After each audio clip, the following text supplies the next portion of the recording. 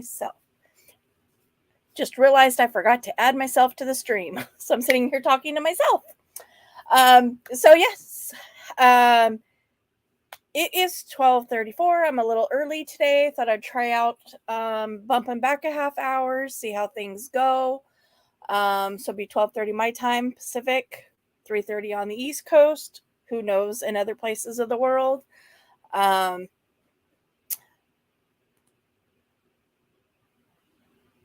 don't know. Okay. Brain. Sorry. I was going to be on camera today, and then I looked in the mirror and realized exactly how swollen and puffy my sinuses are today. Still this afternoon. So I'm like, yeah, no, I'm not going to go on camera.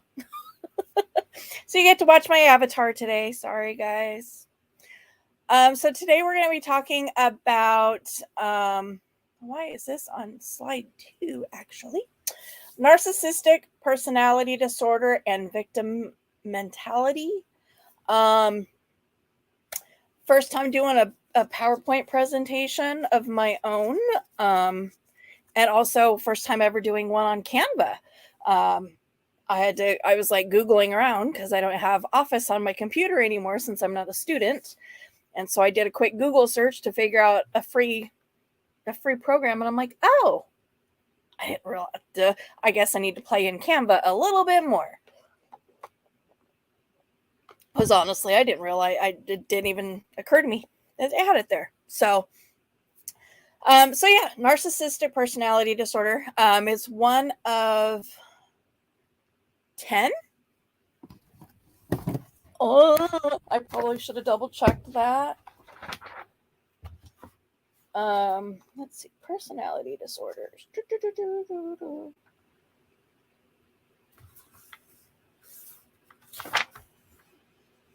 So there's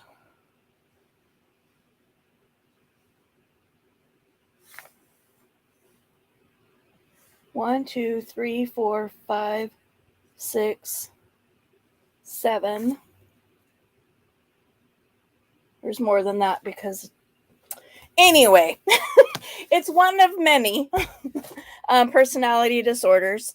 And I'm going to be covering each one, a different one each week on Mondays for Mental Health Monday. Personality disorders are things that are typically held pretty close to the vest for people. So finding panelists to come up and admit that they have these personality disorders and talk on a panel with me has turned out to be pretty challenging.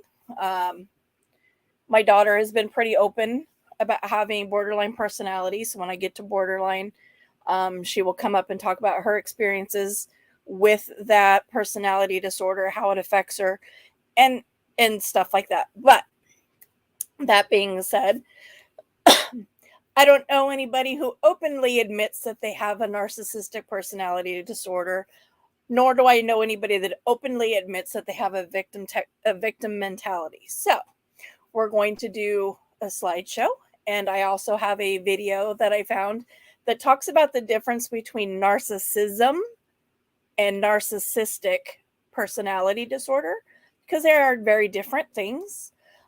Think about it in terms of like,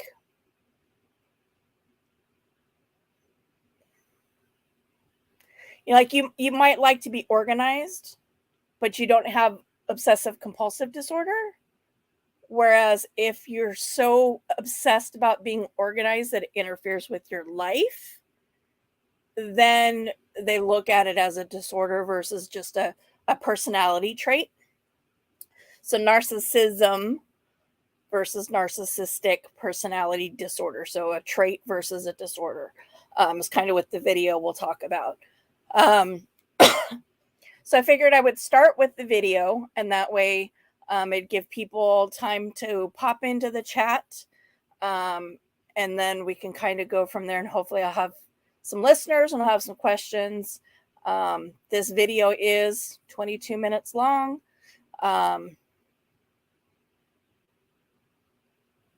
But it's very informative. So Hopefully it doesn't bore people too terribly much. Let's share the screen.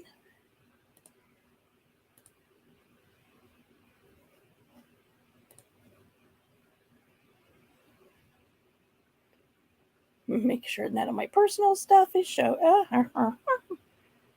Let's make this bigger. Okay. All right, so here we go. And for those of you that are watching in the bushes, if you can't hear it or you need me to turn it up, please let me know.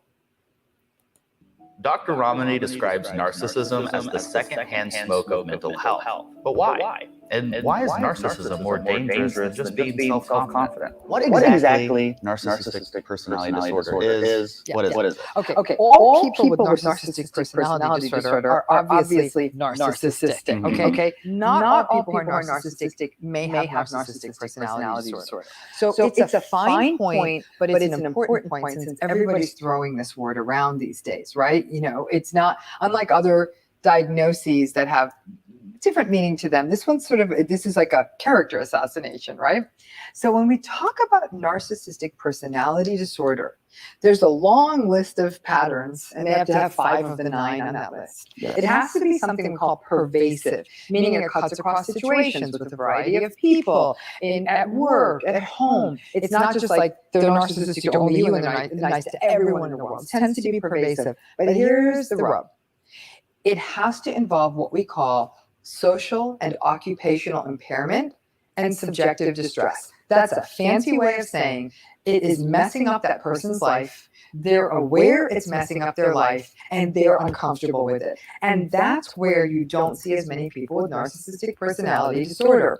So if their style of not having empathy, of being entitled, of being grandiose, of being arrogant and superficial, all that is working out for them, they're not going to walk around saying, I'm having a problem. They're not going to walk around saying, this is causing me problems. So if they don't acknowledge that piece of it, then really they're a narcissist, which is sort of a clinical term for being a jerk. And we don't get to diagnose people for being a jerk. We may not like them, but that's not a condition we diagnose. We diagnose people because they're bringing in something that they're uncomfortable with or that's causing them problems. The best example I can give you is, let's say somebody's been using drugs for 2 years, and their drug use results in DUIs and other problems in their lives, okay? When that happens, they may themselves say, I don't have a problem with drugs, but I do have 5 DUIs, and they did find me in the gutter from my mom's house. So I guess, maybe there's a problem. In narcissism, they may recognize that, yeah, sure, I got in trouble at work, and I was called out on this and that problem, and I did cheat on my wife several times, but it's working out for me. Is that distress? Is he being a jerk? So Dr. Alan Francis, Dr. Francis is actually one of the architects of this diagnosis originally in the DSM. And he himself has come out very clearly and said, we don't get to diagnose somebody because we don't like them. That's not what this diagnosis is for. It's for somebody who's actually having discomfort and distress because they're behaving in this narcissistic manner. It's a fine point, but it's an important point. And here at MedCircle, I really want to be careful as we use these two terms, because I think a lot of the listeners don't know if their friend, family member, or boss has the diagnosis, and may never find out unless that other person gets into treatment. And their friend, family member, boss might just be a jerk. They might be a jerk, and they may say, why should I go get a diagnosis? There's nothing wrong with me. And if they're walking around saying there's nothing wrong with me and I'm fine, then according to the DSM, they're not. They don't have MPD. No, that's it. And that's where people get upset. I get emails every day. Will you talk to my husband and tell him he has narcissistic personality disorder? I'm like, no. Absolutely not. Please, I would love to do that. No win there. So that's a lot of the struggle here is that, and you know what? The pattern of narcissism, it's awful. They may be fine with it, but you as the recipient of that pattern, you're going to struggle with it. It's uncomfortable. It's one of those patterns that's really unhealthy for the people around it. I call it the secondhand smoke of psychiatry. Like being near a person who's narcissistic, it's as unhealthy as doing it yourself. Whoa. That is a great metaphor. Mm-hmm. NPD is the secondhand smoke of psychiatry. I'd say narcissism is the secondhand smoke of our time. You stand close enough to it, you're going to get sick.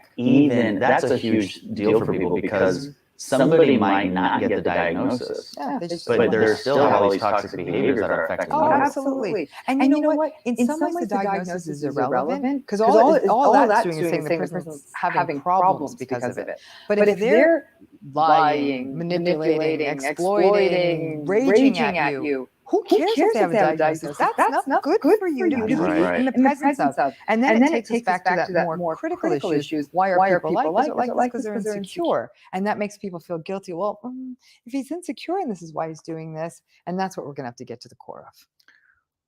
When does normal self-confidence cross the line into grandiosity? Self-confidence is a healthy state. And people who are self-confident don't need to blast their achievements from every rooftop and every social media platform. People who are truly self-confident don't need to talk over other people and their achievement. People who are self-confident don't require their achievements to be front and center and ahead of everybody else's. People who are self-confident are so confident in their sense of self and their achievements that they actually can stay quiet about it. In another video in this series, we'll talk about the different types of NPD, but I'll give everyone a preview from the original video we did, the communal narcissist. The communal narcissist. When you said it's that person who goes and volunteers on a Saturday, but takes selfies the whole time in a full perfect face of makeup, I go, oh, I so know that person. You know, and it's also the person who you say like, let's throw a gala. And you're like, but the gala is going to cost $10,000 and you're only going to make $500 for the charity. Why not just write the full $10,000 for the charity? Like, but I need the gala. They need galas.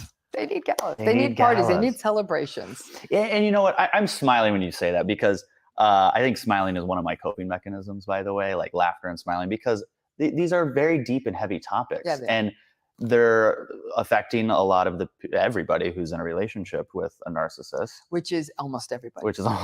And in a lot of cases, there are narcissists or people with NPD who are suffering. If you want to get down to the core of it, they are suffering because they're deeply insecure. And that's where, but do they experience it as suffering? I'll tell you this, like I said, with the people with NPD or narcissism, where we start peeling back the layers, by the time you get down to layer 10 and you start looking in the gaping hole, it's not comfortable for them. And your heart does ache for them because there's almost a childlike emptiness to them. I'm not saying I'd want to be in a relationship with them, though. I can tell you that right now.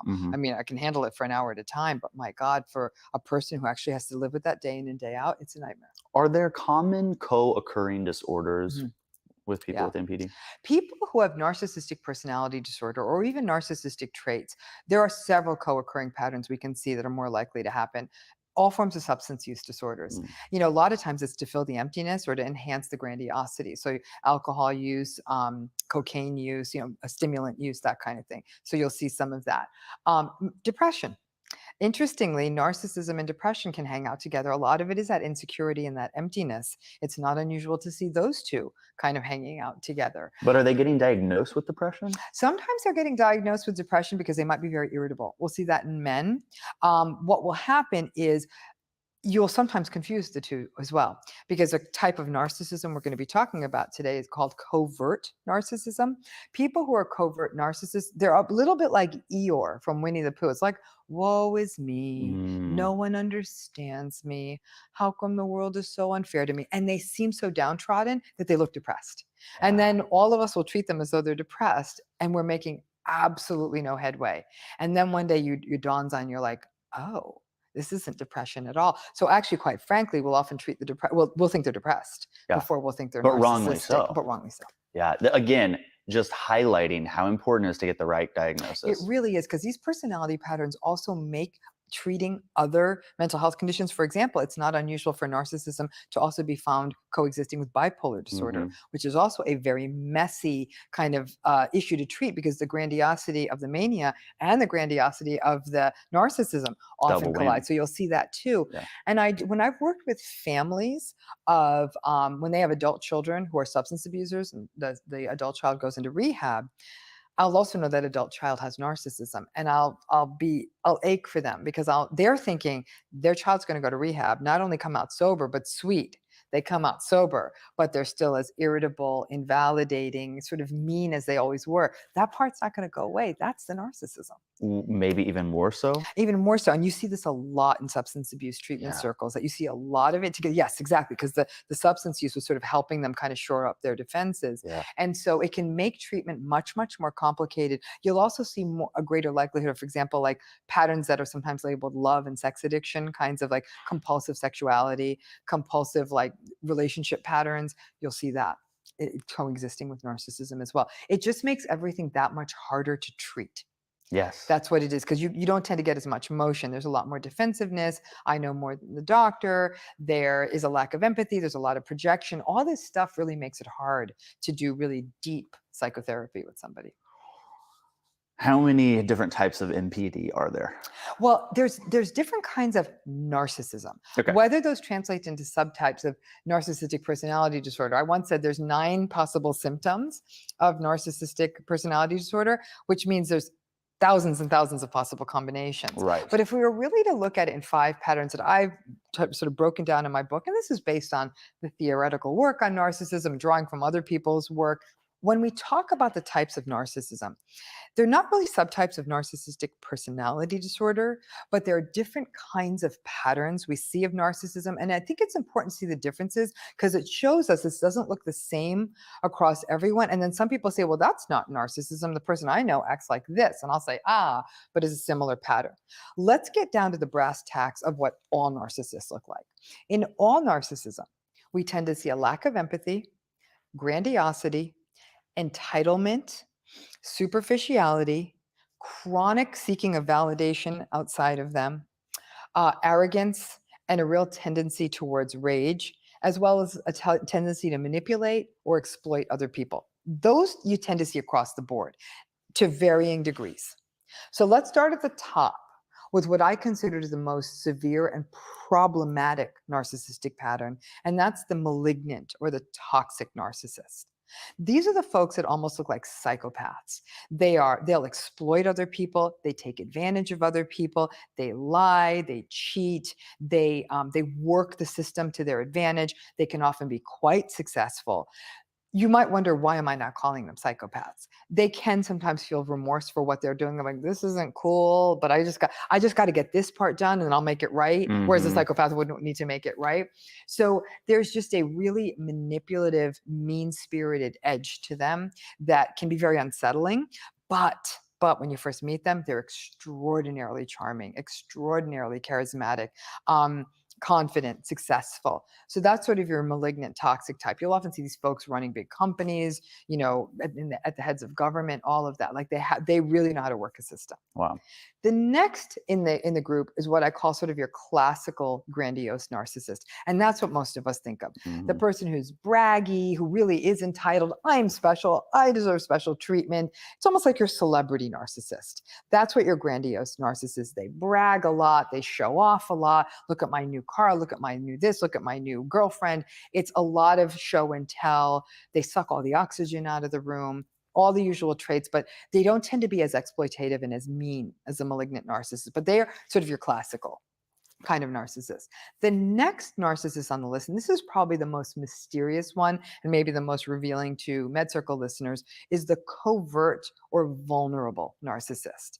These are the woe is me narcissists. If the world could see how great I am, I'd be one of the great ones, but nobody gets me because I'm ahead of my time. And so you'll often find them sort of at home, huddled over their computer, being like a troll or like coming up with their next big plan, but they almost have a failure to launch a lot of the time. They can often look depressed. They seem almost feel like the world doesn't get them. They're hypersensitive to criticism. But they lack empathy and they can be very entitled. Like, I deserve special treatment because, the world doesn't know this, but I'm the best. What's interesting about that is I listened to that, and when you would first meet somebody like that, you think, oh, they just have low self-esteem. Yeah, bingo. But all narcissists have low self-esteem, bingo, right? Exactly. That's why they're doing that. Exactly. So the covert narcissists, they lead with that, but it's almost like they feel like they have this sort of strange, I always say that the covert narcissist has this sort of weird pause. They'll say, yeah, I went to that college, but I guess nobody cares. And they'll do that weird thing. You're like, okay, well, that's a little bit of a strange pause, but they're like, yeah, I already read that book, but why would you care? It's like one of those. Like, wow, there's a little bit. There's an edge. It's almost like you're sticking your hand into a bucket of barbed wire.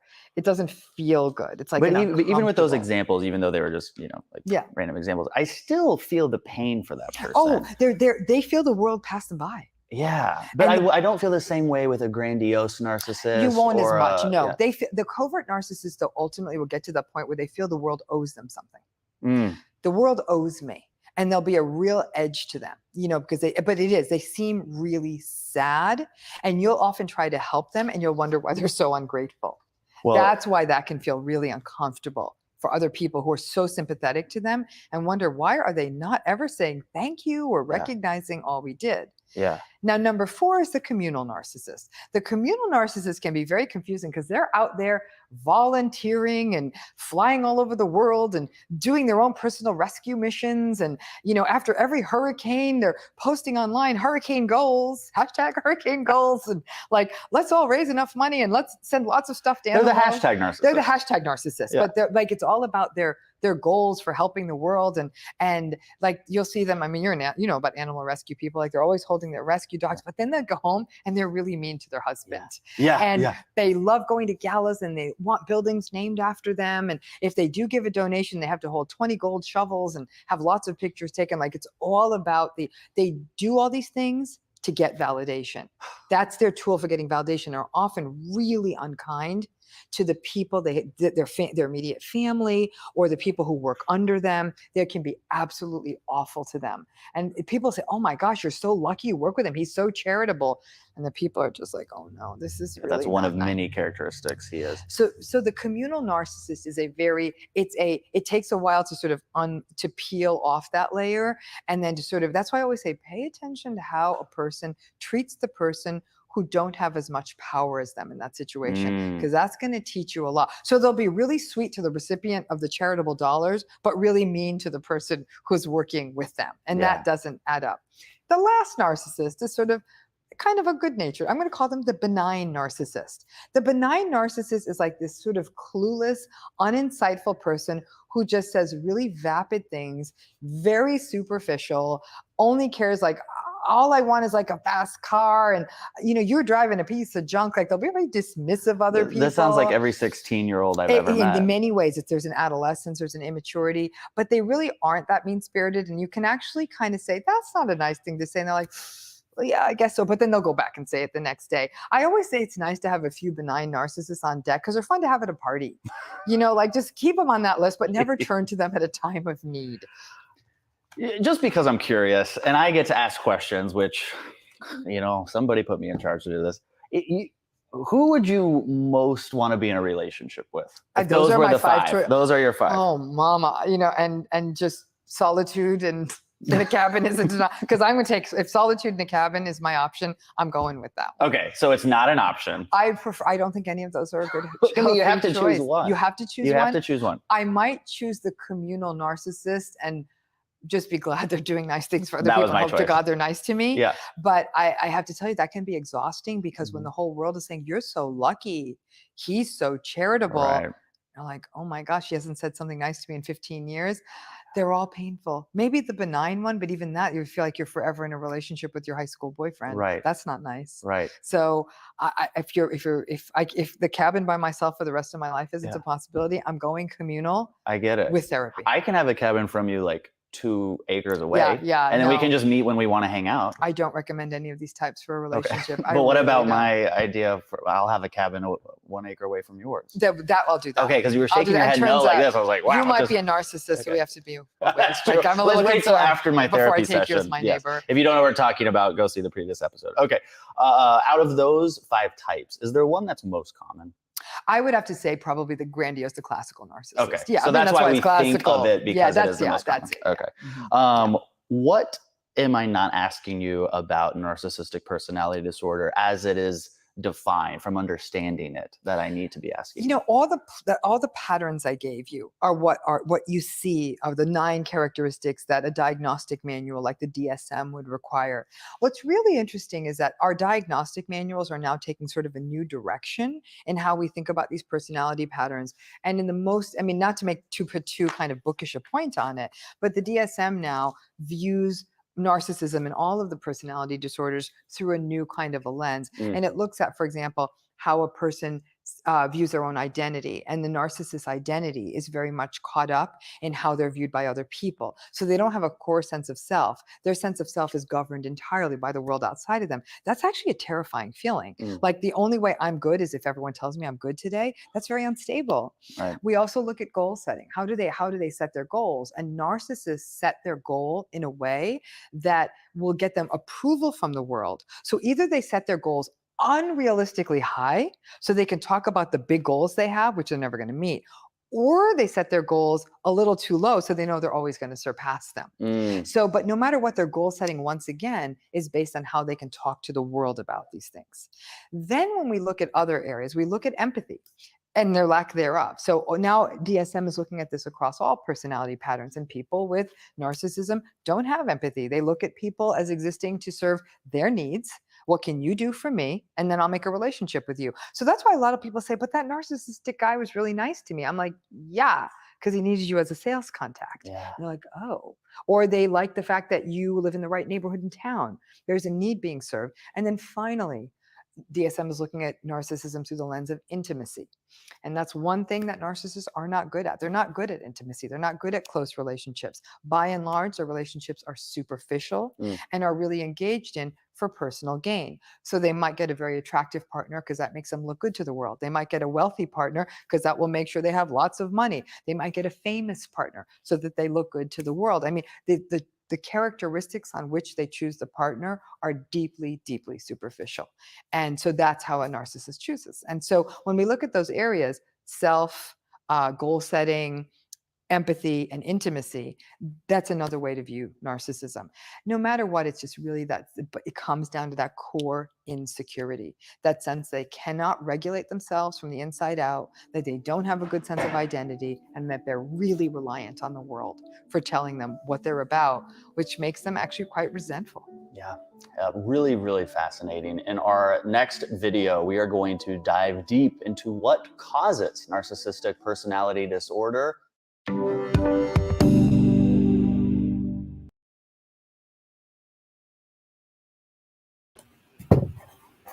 All right.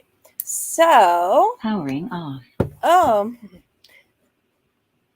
Miss Maud is not doing her job. I don't know if she's might be in a car.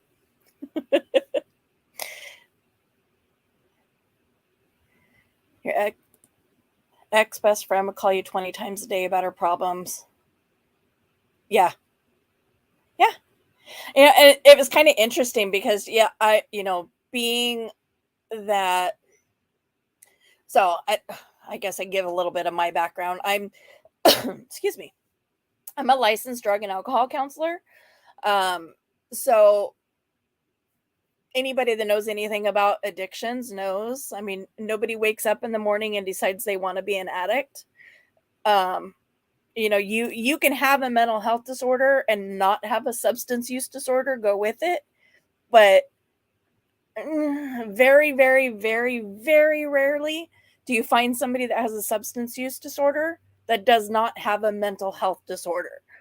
So while I've only had like superficial classes and education on mental health stuff, I've worked over the last 15 years hand in hand with mental health professionals and learning all of this stuff so that I could benefit and be used in the treatment of my clients. So I knew about the overt and the covert. I knew about the toxic, and I knew about the malignant narcissists. The communal narcissist, when I was watching this video, I thought was very interesting because that was one I had not ever actually heard of.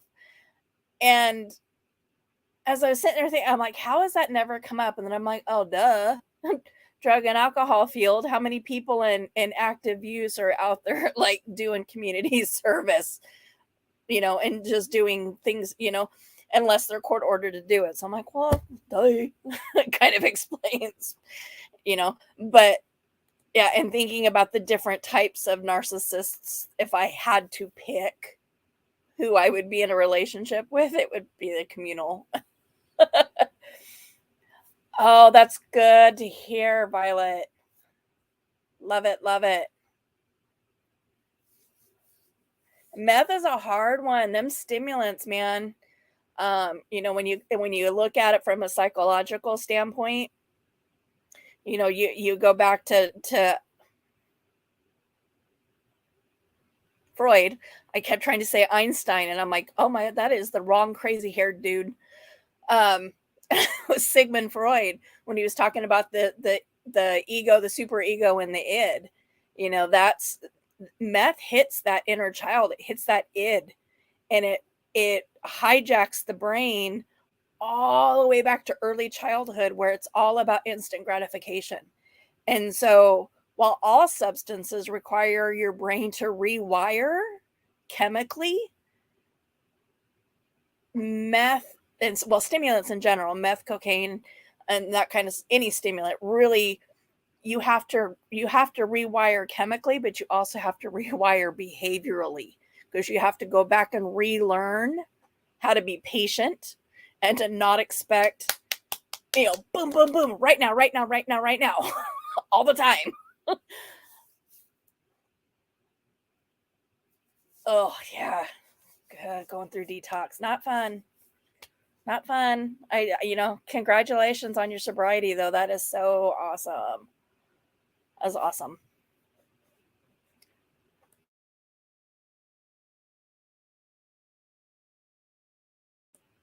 I don't remember whose chat it was in. We were talking about, where was I? Gosh, I don't even know which community it was in. But we were talking about this stuff. Oh, it was in Code's panel, Code stream. And I had made the comment that, that what I do, and well, I can't say that anymore. I haven't worked since May. I'm in the process of getting disability and not going back to work. But it's what I've done for the last 15 years. So anybody that can gain sobriety, even if it's only one day at a time, is, hats off to you in my book. So in addition to the video, did anybody have any other questions or feedback on that video before I move on? It was actually a whole series. It's on YouTube, and the channel is called Med Circle, MEDCIRCLE. But she's got narcissistic. I mean, she's got a whole bunch of different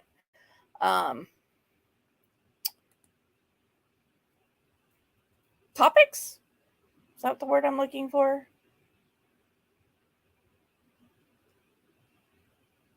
So she's she's got a couple on dementia, suicide prevention toolkits, how to deal with grief. Oh, wish I'd have seen that last week when I was doing grief and loss. Mental health collaborations, childhood trauma. I mean, she's got a whole bunch of different playlists.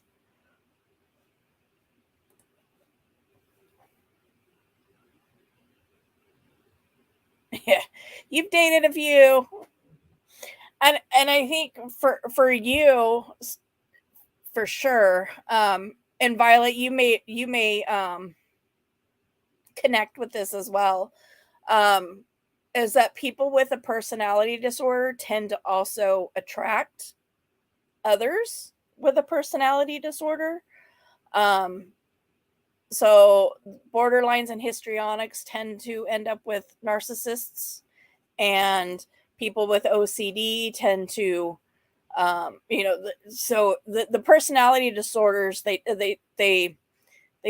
tend to link up in pervasive ways. Well, everybody's different, not being high and drunk. Is he clean and sober as well? A narcissistic Gemini? Holy crow.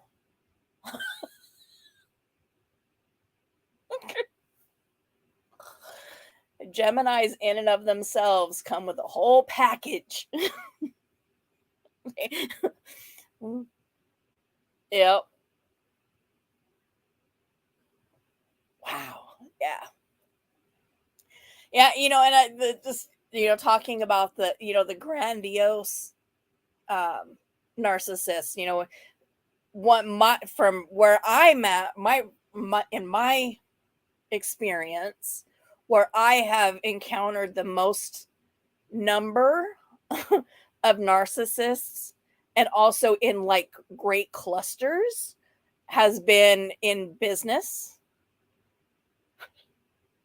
and in therapeutic settings.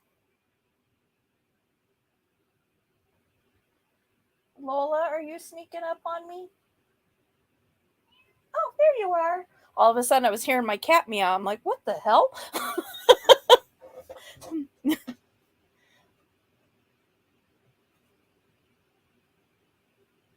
Yeah, exactly.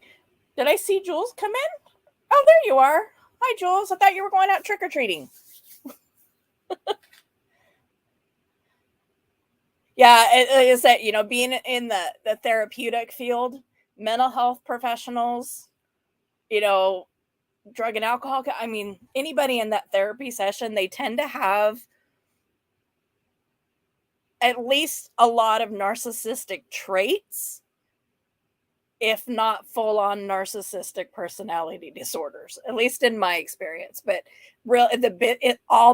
excuse me, the people that in business, they're like, good luck finding a really successful business person that would meet many, several of the criteria. Oh, not home from school yet. Got it. Are you dressing up? Minus the resin booger. It would be a lot more obvious not having a filter on your face.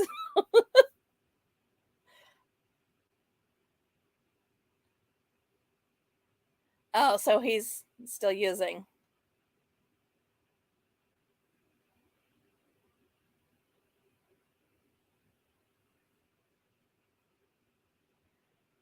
So, Violet, do you want to share where you live? You're not dressing up, Jules?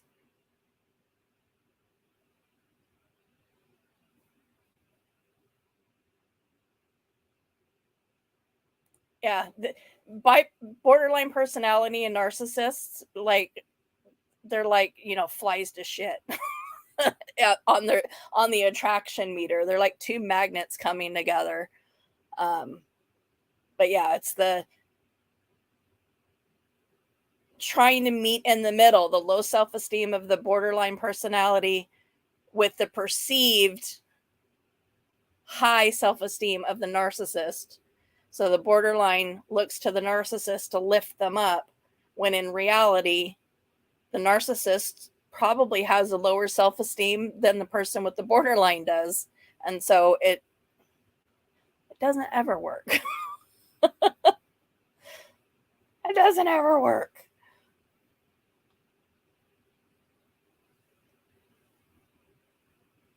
Okay. Well, I was just wondering because, oh, hi, Sophie. There is, well, I guess it doesn't even matter because you can plug in wherever you're at. If you go to psychologytoday.com, there's a provider search on there, and you plug in like your city and state, and then there's like little drop downs, and you can pick like what your insurance is, what you're wanting to go to therapy for, Do you want a male or a female? Do you want one that's LGBTQ friendly? And just really tailor that in, and then do a search, and it'll give you a list of who's in your area. And it gives you a bio on them, tells you how long they've been in practice, what they study, what their specialties are, and all that. So it's a pretty valuable resource. Hey Drazo, how are you today?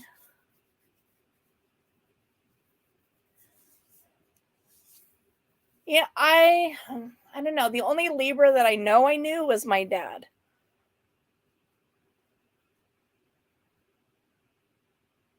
So yeah, psychologytoday.com. I used to use it all the time with clients when they were trying to, they just got state insurance and now they're trying to find a doctor, and it's like, and then we got pre-COVID, we had 32 mental health therapists, and 2 years into COVID, we were down to 6. With the same number of clients and more wanting in every single day. So I was constantly using Psychology Today to try to help them find a mental health therapist outside our facility just to get them into services. It sucked. Mental health therapists, at least around in my area, well, my state in general. Is your cat, Lulu? That's funny. I have a Lola, and I don't know when she was born. Of course, I don't know when any of my dogs were born either. So, okay, my PowerPoint that I spent some time doing today. And again, for anybody that doesn't know, Canva has PowerPoint presentations. I didn't know that until I started Googling last night trying to find a free program, because I won't pay for Microsoft again.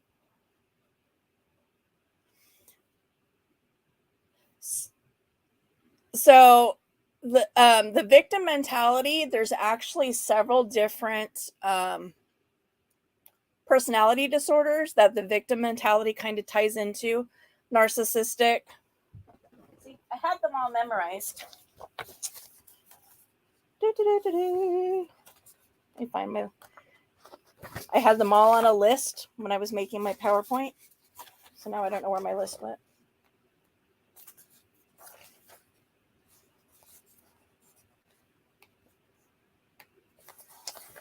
I know histrionic is one of them. Narcissistic, obviously, since that's what we're talking about. There's like 4 or 5 of them. I'm just going to flip through these as we're going. And it's related to the cycle of the diagnostics that go along with the personality disorders. It creates the circle, that this happens, and then the system responds to it, and then you react negatively to it, which reinforces the symptom. So then you react, and it just continues to reinforce until it becomes a deeply ingrained behavior. Where is the one I'm looking for? Oh, there it is. Borderline personality, major depressive, narcissistic, PTSD, and CPTSD. That is a newer diagnosis. Hi, Lisa Ann. How are you? Second time today. So post-traumatic stress disorder is usually associated to like a singular event or a singular topic of event, like, an abusive spouse, or, wartime. You've got, obviously being in war, it's not one simple thing, right? Well, a complex PTSD is like, I had childhood trauma. I had an abusive spouse. I went and fought in a war. I witnessed a death. So it's one trauma after another that just kind of piles on top of itself. So you end up with a complex version of the PTSD. I had to do a little bit more research on that because it actually is new enough that it's not even listed in the new version, the revised version of the DSM. It didn't come out in the DSM-5 revised. I'm sorry to hear that, Drazo.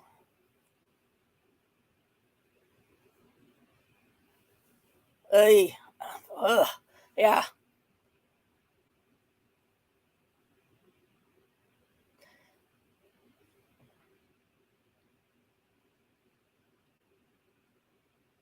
So yeah, maybe on our time that we're locked in a car together, to and from, we can kind of discuss that a little bit and figure out a time for us to squeeze that in.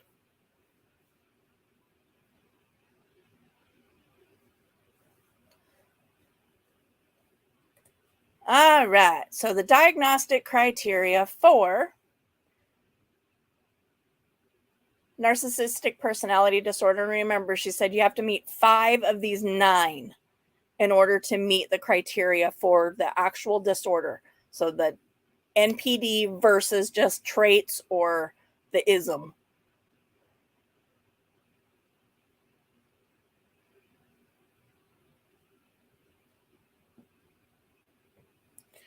So grandiose sense of self-importance,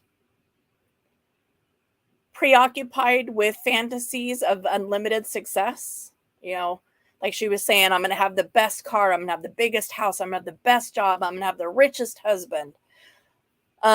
Belief that one is special and unique. Nobody can top me. I'm the best in the world. Nobody's like me. Requires excessive admiration. I think that's pretty self-explanatory. You always have to have someone patting you on the back. A sense of entitlement that kind of goes along with that. You expect it because I'm special. I'm unique. I'm entitled to your admiration. Right?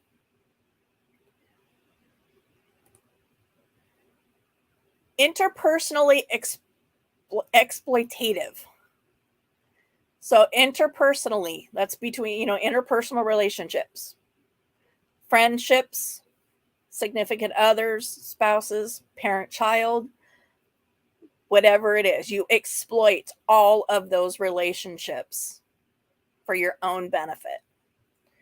Lacking empathy for others, being envious of others or expecting them to be envious of you, being arrogant, haughty, H-A-U-G-H-T-Y, not H-O-T-T-Y, arrogant, haughty behaviors and attitudes. Hey, Martin's mommy. Always say yes to learning. Yes. I'm a learner. I love learning new things. I'm always open to stuff. In fact, when I dropped my video was that Friday? I think it was Saturday. Gosh, I don't even remember now. I actually got some feedback from somebody on how they felt about the Patrick video from a Jewish perspective. And I was like, and I took ownership for the fact that when I was responding to all of that, I didn't take into account that there was a perspective that was culturally and religiously based, and I was like, oh, and so when I talked to that creator later, I was like, I thanked her for having the open dialogue with me. And she goes, well, if I didn't think you were open to the conversation and open to hearing and learning it, I wouldn't have brought it to your attention. And I was like, I appreciate that because I do. I mean, I'm a forever student. I'm 51 years old and I've got 2 associates and I'm working on my 2nd bachelor's. I'll probably be in school until I die. I love to learn. So I'm gonna mute you guys for a second. I need to blow my nose.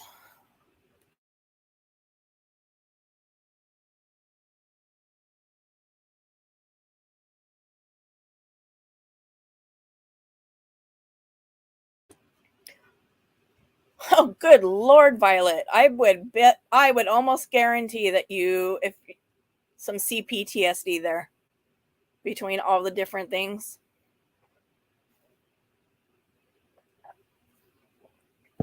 Absolutely. And I think that if nothing else came out of the Depp Heard trials, we got that. We got the world to open their eyes and realize that men can be abused by women. They can be. And they are. They are abused way more often. And a lot of that, as we know, is because, whatever social norms keeps men from coming forward and saying, hey, this is what's happening. But there's also that dynamic of, what if you as the spouse and your girlfriend or your wife is the narcissist? You've been love bombed, and you've been scapegoated. You've been gaslit into believing that they're the best you can get. And now you're stuck emotionally trying to figure out, is that true? Or do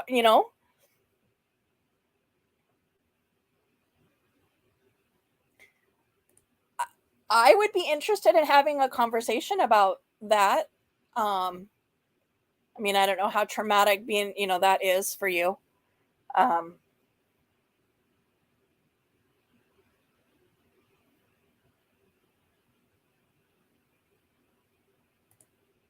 Yeah.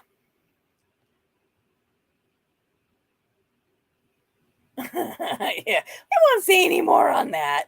Or on that. Hi, Shyla. So as she talked about in the video, I didn't break all the different types of narcissism down.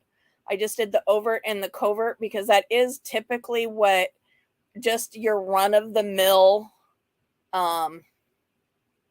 umbrella narcissist is. The ones you're going to run into at your gas station, or you're likely to run into at your place of employment, sitting on the opposite side of the cubicle of you. You might find some grandiose ones there. You might find some toxic, or some malignants. But most often you're going to find either an overt or a covert narcissist. So an overt narcissist, you got to remember, they're the super grandiose ones. They're the ones that, I am the be all. I'm the one. I am it. I have the it factor, and I'm going to hold that up because I have this really low self-esteem. You have that inflated sense of self that's hiding the fact that you really feel like crap about yourself. So your overt narcissist is entitled. They lack empathy. They expect people to respect them. Respect isn't earned. You owe me that. Because look at me. I am all that in a bag of chips, right? So you owe me that. And the relationships tend to be very shallow. Remember when she was talking about that in the video? It's like, an overt narcissist does not get into a relationship with somebody if they're not going to benefit from it in some form or fashion. That's the end goal. It's always surface. It's very shallow. And if it's not going to benefit me, I'm not engaging. Hey, gamer guy.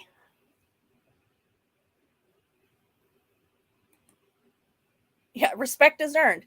I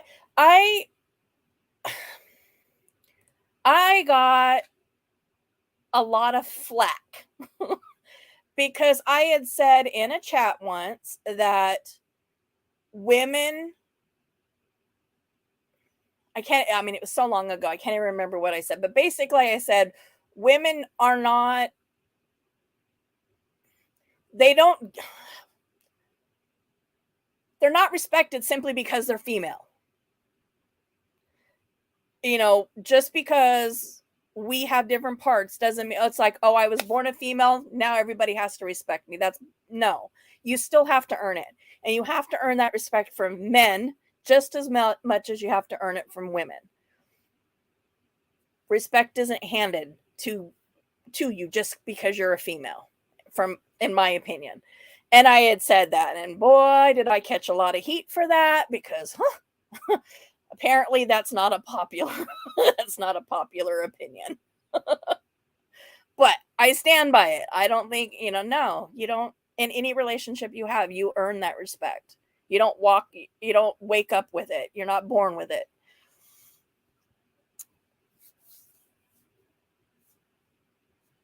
Oh yeah, I like the video.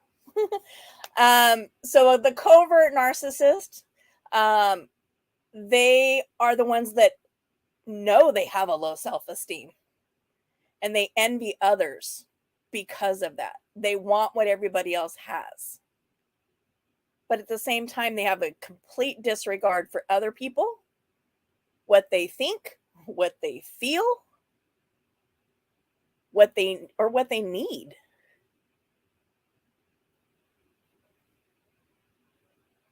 They're unable to reach their full potential. They have all these, they still have whether you're overt or covert, you still have these grandiose ideas that you're going to be this, you're going to have this, you're going to have the best of everything. But at the end of the day, they're unable to fulfill those goals because A, B, C, D, E. They don't do well with criticism. They get mad when they are criticized. They don't accept other people's feelings. They don't acknowledge other people's feelings. It's all about me. It's that, yeah, but me. Well, yeah, but it's like, oh, I'm sorry you're sad, but hey, but me. It's like, oh, I'm sorry that, you lost your brother, but hey, guess what I did today? Not really having that connection with other people is pretty classic part of being a covert narcissist. So NPD shows us a pattern of manipulative, controlling behavior that involves both verbal abuse and I'm going to take my little, no. There, I hit the wrong button. I was trying to move my little icon there. They also have that loud and center of attention attitude. Yes, they do. And that's what it is. It's a constant battle between, I feel like I'm worthless. So, I'm going to go over and above the top in order to make people think that I don't feel so low. Is it Leany? I'm not sure how to pronounce that.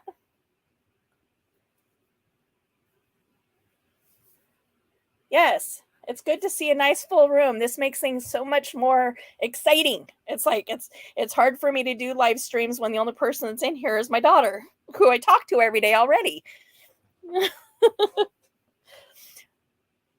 So verbal abuse and emotional manipulation. So forms of narcissistic manipulation. Triangulation.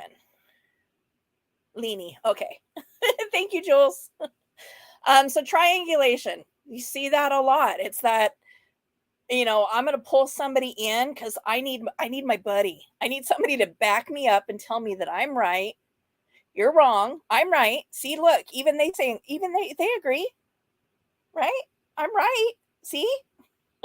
You're bringing in that third person. Hey, Mayor. Gaslighting. We hear that a lot. A very overused word. In the true sense of what it is from a psychological standpoint, gaslighting is designed to make you feel like you are losing your freaking mind. The gaslighters are the ones that will take your keys out of your purse and then tell you he doesn't know where they're at or she doesn't know where they're at.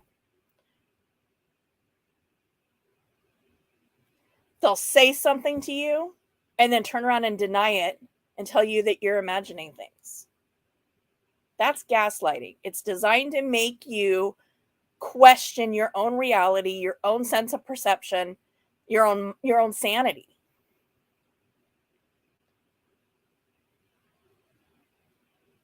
Hovering. I never knew there was a word for that. You know, you see those break up, come back together, break up, come back together, break up, come back together, where it's like, you know, fish on a rod.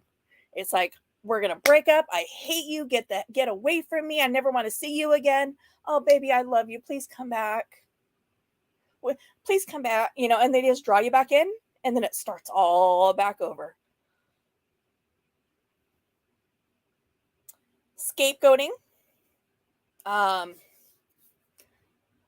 Scapegoating is blaming other people. I mean that's the long and short of it. You're blaming other people so that you don't have to take responsibility for your own stuff.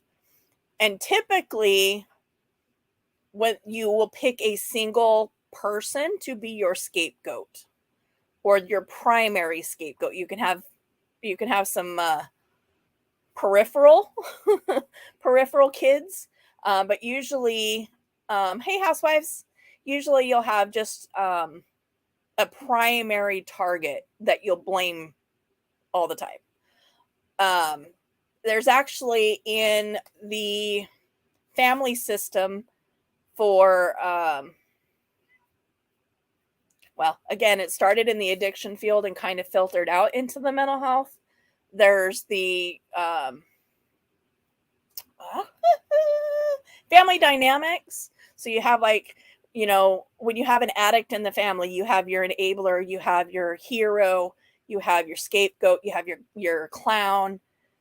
So everybody in the family unit plays a role in order to keep the family unit at homeostasis, so that the addict can continue to do what they're doing, and nobody becomes the wiser.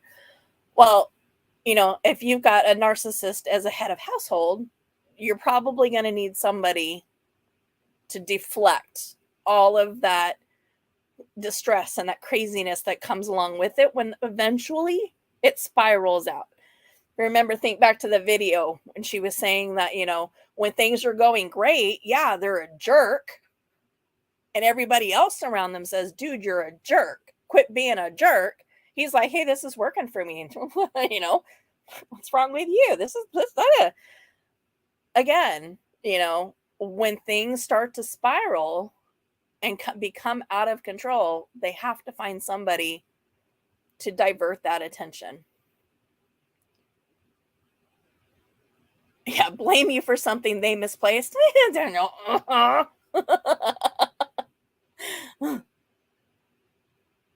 Oh, Mare's adopting Drazo. Love it. Favorite personally is hearing well. You have ADHD, so you've already admitted you have bad memory problems. You're probably just misremembering. Yeah. Well, maybe because you have ADHD, you're obviously not paying attention. You just don't remember where you did it, or you don't remember saying that.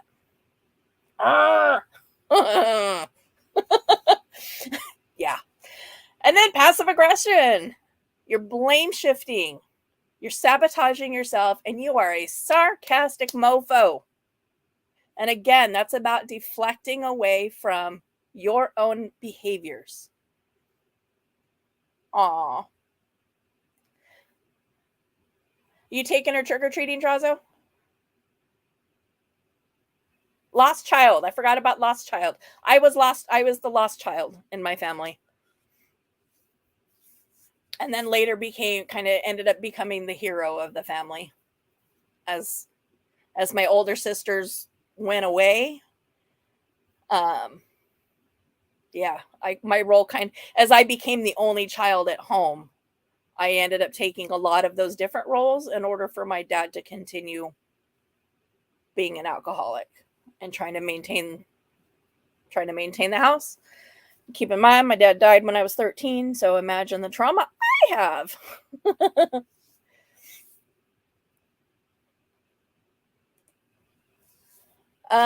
So these are abusive, like narcissistic abuses. I want to try to put a title up here so that I can remember it, but the template wouldn't let me put a title up there. So these are the ways that a narcissist tends to abuse the people that they love. So they openly direct rage towards you with insults and threats. And oftentimes those are specifically meant to be hurtful. A narcissist will find the thing that hurts you the most and use it against you in their rage. They involve others in criticizing you. Again, that's that triangulation. They discredit you by twisting the facts. That's not what was said. I never said that. You're imagining things. And they use your response against you to back up their lies. So they're gaslighting your butt. And when you finally lose it and you get mad, they use your anger and go, see? Told you. Lock the door behind them, you.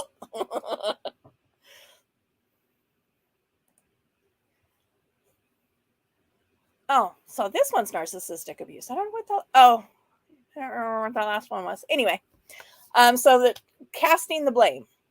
So you respond with extreme anger. You insist they said something they don't recall.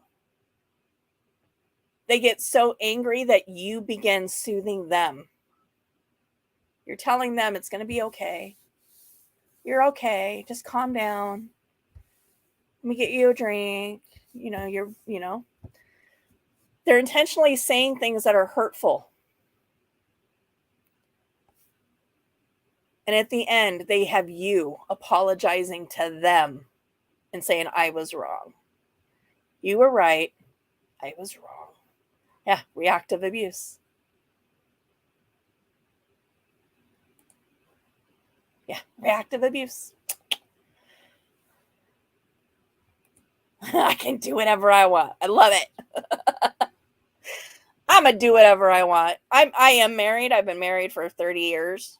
I don't know, what year am I in? 22, 30, 18, 19, 20, 21, 22. So it'll be 30. So it was 34 years this year. Yeah. And my husband learned a long time ago, just sit down and shut up. Because I'm going to do what I want. And if he doesn't like it, that's too damn bad.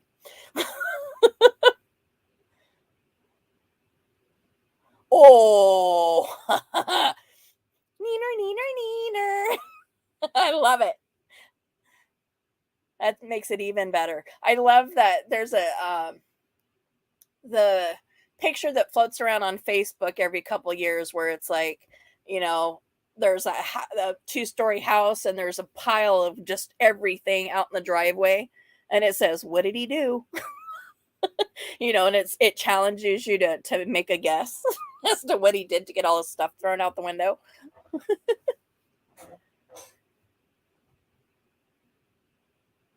Yeah. I've contemplated that.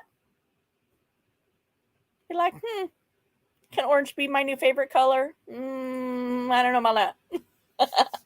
So boundaries, what are those? Boundaries for somebody who doesn't have narcissistic personality disorder are hard. I don't think anybody would argue with that it's hard to set boundaries. Well, to some degree. But it's very difficult to maintain those boundaries, especially when you're being challenged and triggered every single day. But if you are in a relationship with a narcissist, it's important for you to establish your own boundaries because they know none. They have no boundaries whatsoever. They have very little respect for any kind of boundary. They will challenge them constantly. And if they can't challenge them, they'll start ignoring them. And all else fails, they'll just stop talking to you. They'll stop talking to you. They'll just sit and give you a silent treatment until you go back and you acquiesce and be like, oh, yeah, I really messed up. I'm sorry. And it starts that cycle Love you, peace, all over again. Yes. So for those of you that don't know, this is my daughter. Mini Maker is my daughter. Yeah, and as she has started exploring her own stuff, she's kind of found her voice again. And unfortunately, she found it after she got married. So now her husband's kind of going, huh? Who are you? You're not who I married.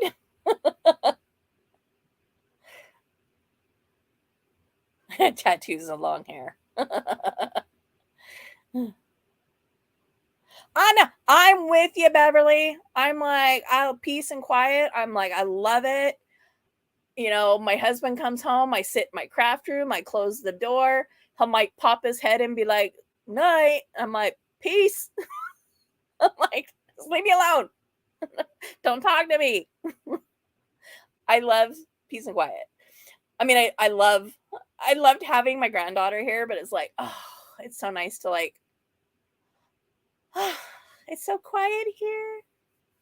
I'm so grateful that Johnny's live tomorrow is not going to be at 6:30 in the morning because I'm tired of setting my alarm and getting up super butt crack early to catch a live. Him and Code, man, they kill me. I would love to be able to do his walks with him, but I'm like, I can't get up that early. So I usually end up catching them on replay, and I'm like, oh. It's like, give me some later streams. Yeah, I don't look good in orange either, Sophie. It's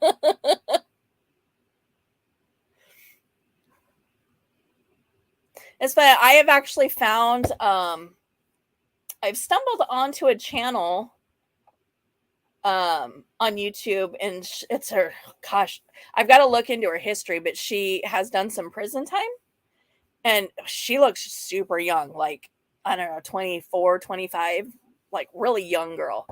But she was kind of we were talking about the, you know, just all the prison shows that are like super popular. Orange is the New Black, the 60 Days In, the Love After Lockup, and how all of these have really kind of become mainstream. And she was like, you know, but Orange is the New Black is a bunch of bullshit. She goes, there's nothing in that show that is what real prison is like. I was like, it's kind of funny.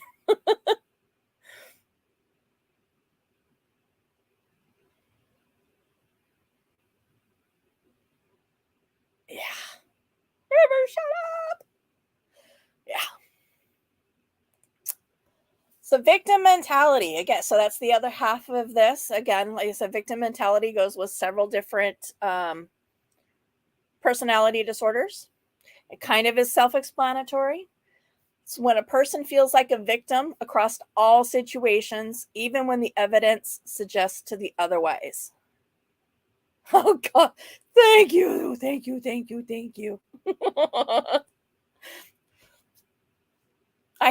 I don't, if I can get things on, catch them on the lives, I'd rather do that than catching it on replay. Because again, I like to talk to people. So these are the catastrophizers, the globalizers. Everything is drama. Everything is a catastrophe. Everything is the end of the world.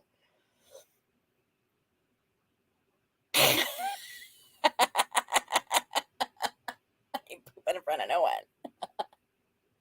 See, I'm having another. Where did I just hear something? I swear, in the last 24 hours, I just heard something about pooping in the shower, and I'm like, what? What was I? What was that? So they were like, what do you do? Waffle that shit down the drain? I snorted. I was like, oh my gosh, really? Yeah, the woe is me complex. Yeah.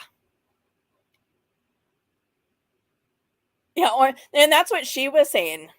Is that I've only watched like one of her lives and then a couple of her shorts, which, you know, I mean, it's real information about what prison is like. And as she asked like viewer questions, and some of them, I'm like, what? Somebody really asked that? But like I said, she looks like she's really young. So I got to do a little bit of research into, no worries, Brittany. I've got to do some more research on her background because I'm curious, like, really how old she is, but also, like, what she was in prison for. She's all tatted up and, whoops, I hit the wrong arrow. Did I go too far? Nope. So there's behavioral, mental, emotional signs of victim mentality, as well as what relationships look like from a victim mentality. So from a behavioral standpoint, how does somebody behave when they have a victim mentality? They have trouble taking personal responsibility, overly critical of themselves and of other people, self-sabotaging, placing blame on external factors when things go wrong, whether that's they blame it on the car, they blame it on the dog, they blame it on the cashier at the grocery store, you blame it on your spouse, you blame it on your best friend, you blame everybody, and you're not taking any time to stop and think about your role and what just happened. Life just happened to me. I was just here. And life happened. I didn't have anything to do with it. And you associate with people that think like you. Again, you're wanting those people that you can triangulate into your relationships. You want people that are going to back you up. So you're going to hang out with people. No drama, Brittany.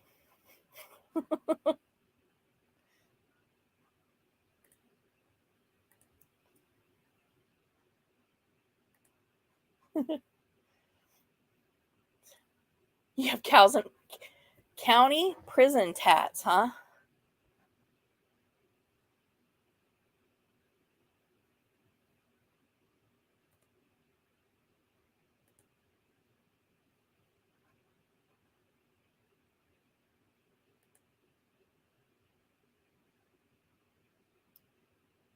No. So, Brittany, if you can do me a favor and go back and delete this one and this one for me, please. I don't know how to do that. From StreamYard. I can show it. I can hide it, which I know that's not what I don't do. That's silly.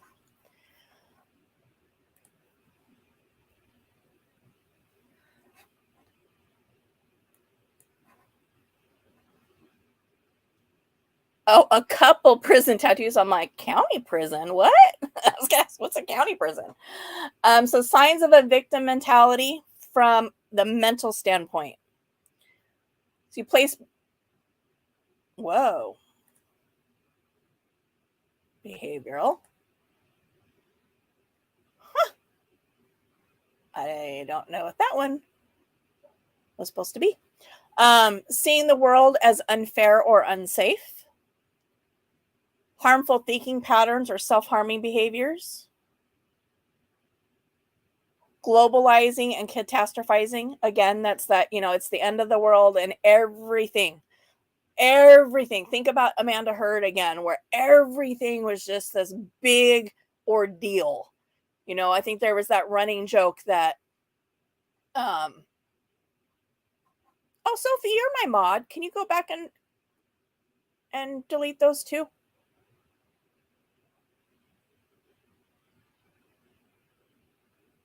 I know Minnie's in the car at this point, or she should be.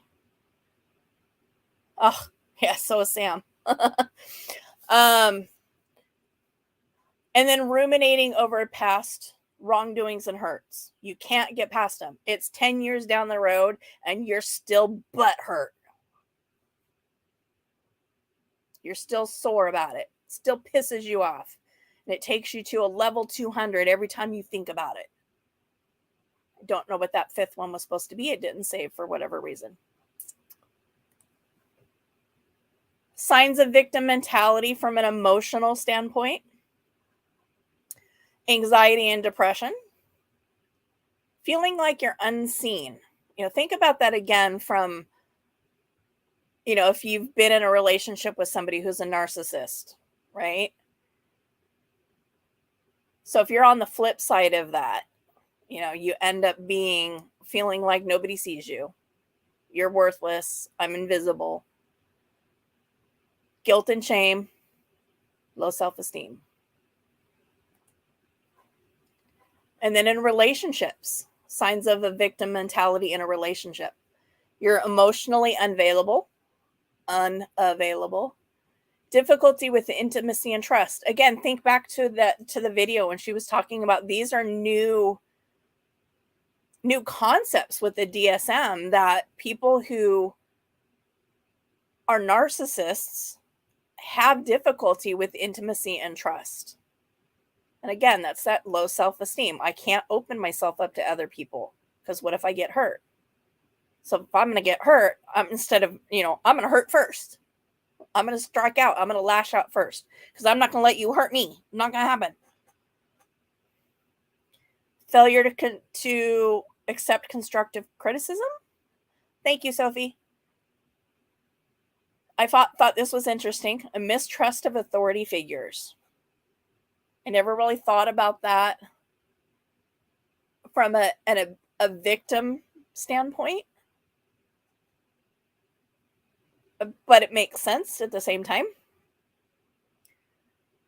Because, here you have this authority person that, is, they have the power over you.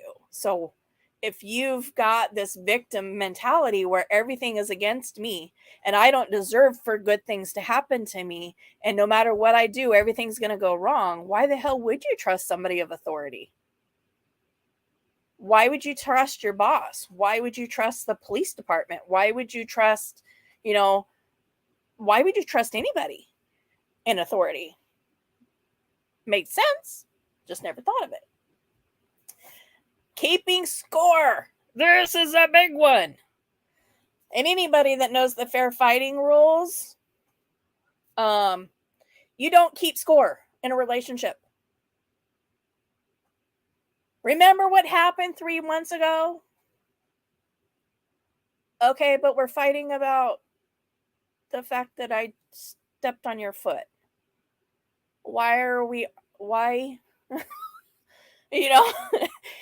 You don't keep score in relationships. You shouldn't keep score in friend relationships. You shouldn't be keeping score in parent-child. You shouldn't be keeping score in, significant other relationships, because all that does is create resentment and anger toward each other. But it really bolsters paint some faces. How fun.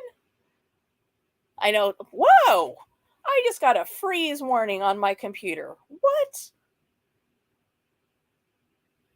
No freaking way.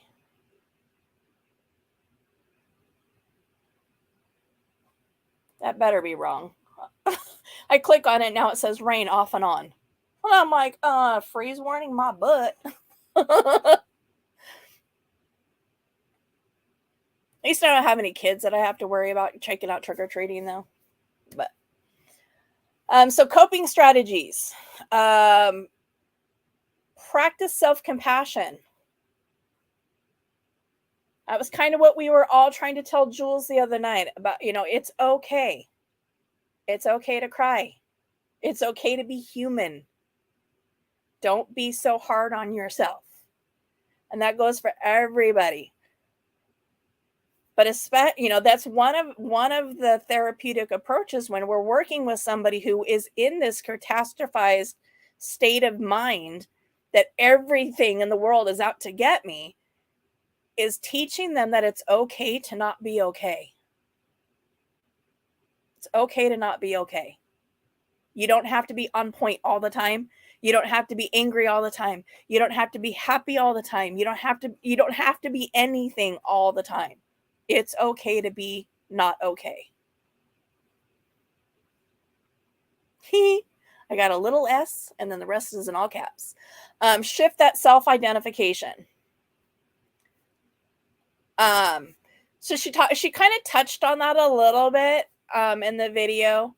But shifting your self-identification in this respect is, instead of calling yourself a victim, start calling yourself a survivor. Change the narrative. Change the verbiage that you use when you're referring to yourself and when you're referring to the situation. Own your story. I'm sure people have seen the journal that I made for Jen. I'm big on journaling. I always encouraged it with my clients. In fact, I made mini journals, like little 20-page journals that would fit in a standard pocket, like on a button-up shirt, so that the men could have, it could put in a pocket and button it up and nobody'd know it was in there. Fit inside a pocketbook really easily for the women. And it was portable. To just jot things down as you're going through life, and when things hit you and you feel off and you have that temptation to slip back into victim mode, jot it down. Write some positive affirmations. Get out of that negative self-talk that's now running. Get that, get the eraser out and erase that damn script that's now running in your head, that I deserve this because the world hates me, and and all of this crap that goes on, and just move forward. That's not what I wanted to do. I was trying to move that because I can't read underneath it. Securing social supports. Find healthy friendships. I had to think about it a minute to remember what was there. Find healthy friendships. Having a circle of people that are your triangulation crew is not going to help you not going to help you break out of victim mentality. Because again, you've got that backup.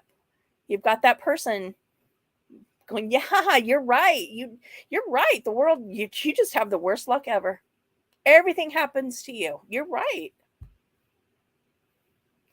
You need people that are going to stand up and tell you to grab your damn bootstraps and get your ass up off the ground to do something different. And then seek professional help. Yeah, first love yourself. Absolutely. And you don't have to be positive every day. I agree with that as well. There have been days where I'm like, yeah. My daughter, she's messaged me and she's like, no live today. I'm like, no, I just don't feel up to it. And now that, the wonderful world of YouTube has decided that everybody deserves a community tab. You don't have to wait till 500. I don't know if anybody knew that. If you're not at 500 and you have a channel, check, because I bet you've got a community tab now. So now when I don't feel like going online, I don't have to just like ghost everybody. I can just put something on there and be like, yeah, not feeling it today. See you tomorrow. What else I'm going to do with my community tab? I'm not sure. I definitely want to start putting some recipes on there though. But what else I'm going to do, I don't know. All right. So that is the end of, I guess I can't technically call it PowerPoint, can I? I think that's a brand name.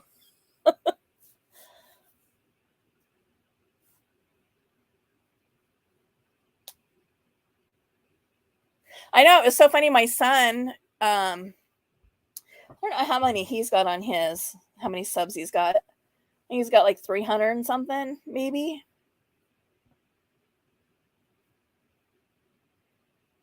And he posted something last night. Well, and I had seen Drazo, he had posted on his community tab like last week. And I'm like, what? And I figured they must have been doing like some, and I had heard some rumblings that there was some testing going on or something, because people were starting to get their channels or get their community tabs before they hit that 500. And I was like, I wonder if it's going to be like a certain threshold or what the deal's going to be. Well, then I started noticing that people like on the East Coast were getting them. And I'm like, oh, of course, because most things start to the west of the West Coast and circle the world, and we're the last ones. The Pacific Northwest, California, Oregon, we're always the last because everything starts to the west of us when things are initiated. Happens with Android, it happens with Apple, it happens with Dell. Got yours a couple days ago. So yeah, he posted, and he's like, well, looky there. And I'm like, you lucky turd face, and he's in Idaho. And I'm like, what the hell? Because I had literally just checked mine the day before. And I'm like, and I looked and I'm like, ooh. And then I checked my daughter's and I'm like, oh, she's only got 10 subs. And holy moly, she's got her community tab. They opened it up to everybody. I was like, yay. Making his way to 500 never made sense to me. That's a long way to go to be able to communicate in some way other than a video. Yeah. What? I got a community tab? I hear ya.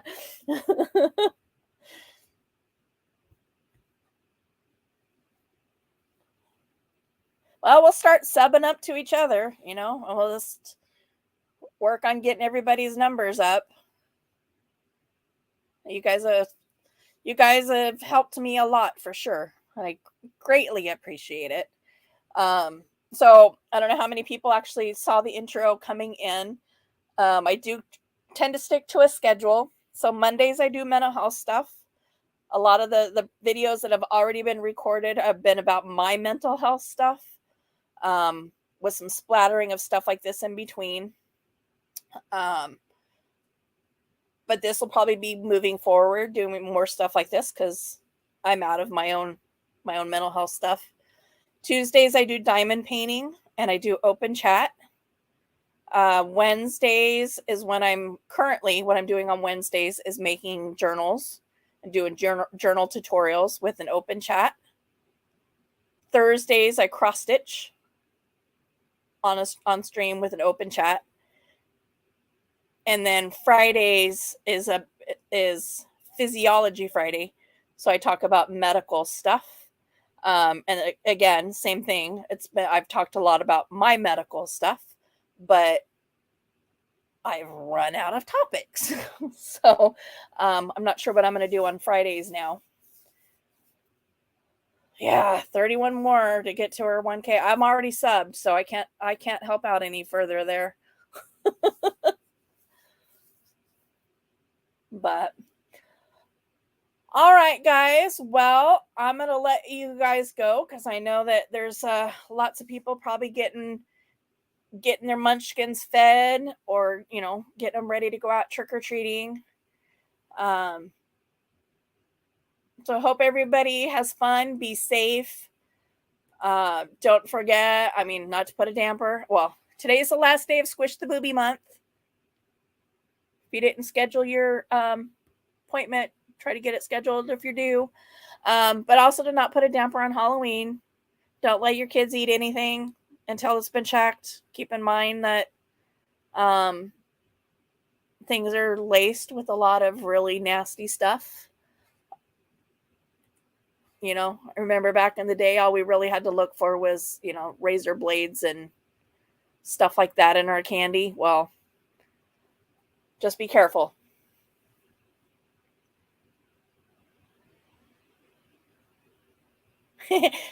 I'm glad you like the craft room.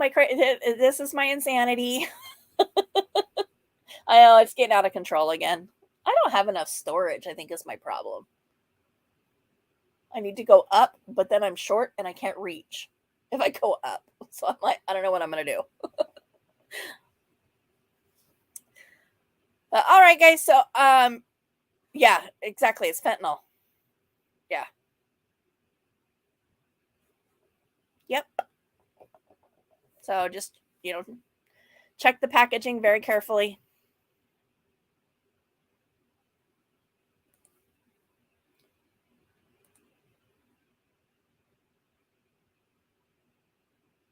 My brain is not working. I'm like trying to figure out what I was trying to do. Just trying to, no, yeah, my exit. But I was brain farting on where it was located. So everybody have a happy Halloween. Stay safe. Make sure you bring your flashlights or whatever if you're going out in the dark. And hopefully I catch some of you guys tomorrow for the diamond painting with the open chat. Got to talk with the kiddo because we're heading to Seattle. It sounds like we're heading to Seattle tomorrow. So I don't know if I'm going to be able to do the diamond painting or not. I may just go buy something to hold my phone and just live stream from the car. I don't know. We'll see. But you guys have a good time out there. Stay safe and peace.